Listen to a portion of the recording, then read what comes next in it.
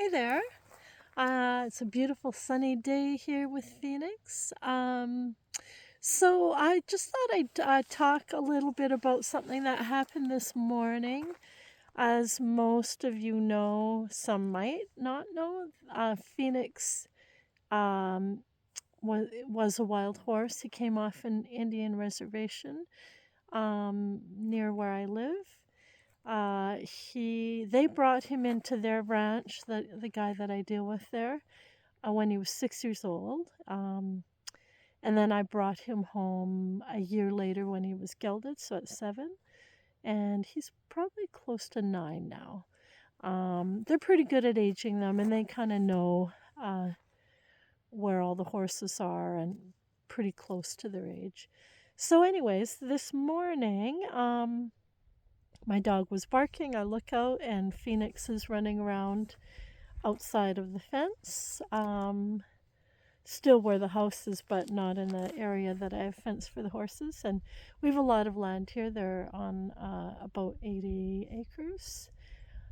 So lots of freedom. But we just have electric fencing. So sometimes a tree will come down or the deer will run through it. And so then, maybe a horse gets out or I'll see it. I'll see that my fencing isn't working. The power isn't right. Anyway, so Phoenix is out, and because he was a wild horse, I felt a little concerned. Is he gonna run away? What is he gonna do?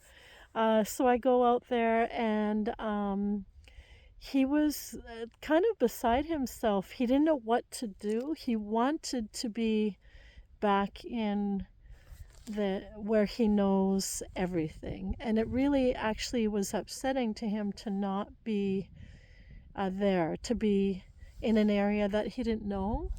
And kind of interesting because you wouldn't expect a wild horse to feel that way, but it makes me realize how much horses are creatures of habit.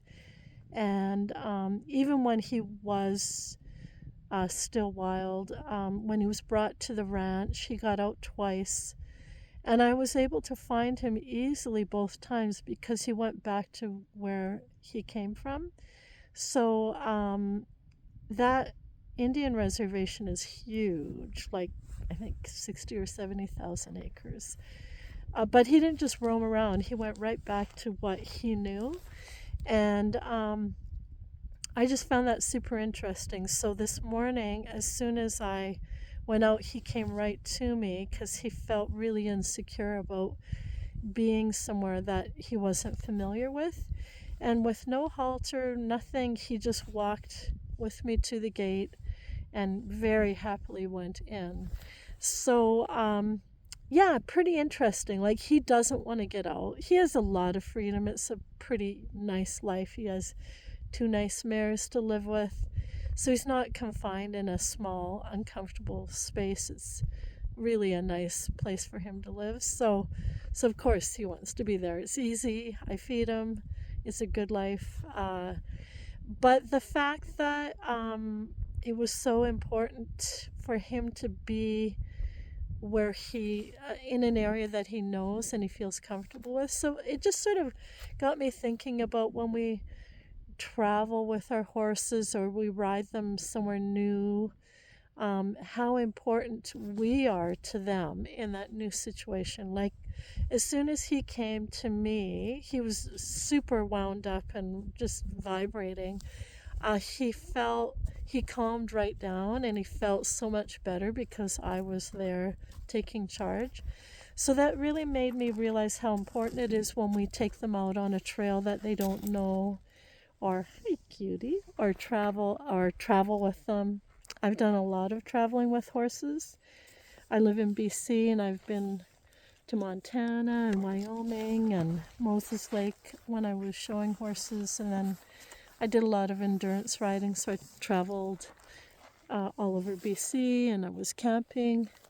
So so you can get horses used to those changes, but it's important to know that it's actually not easy for them. So we have to really prepare them for that. Like, I spent a lot of time getting my horses used to changes in their normal daily life. So they weren't afraid of new things. They became used to being around new things. I didn't just throw them in the deep end.